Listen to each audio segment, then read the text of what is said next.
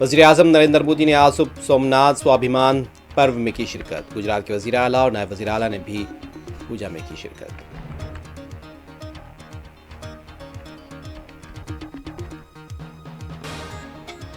दारुल हुकूमत दिल्ली में टूट गया सर्दी का रिकॉर्ड। महकमे मौसमियात ने जारी किया येलो अलर्ट। कम से कम दर्जे हरारत 3 डिग्री सेल्सियस तक पहुंच सकता है। माउंट अबू में भी मनफी दर्जे हरारत।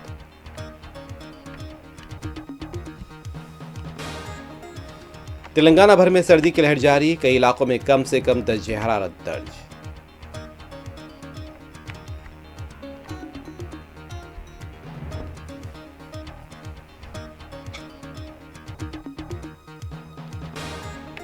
ट्रंप इंतजामिया ईरान के खिलाफ कार्रवाई पर संजीदगी से गौर कर रही है। अमेरिकी अखबार न्यूयॉर्क टाइम्स का दावा।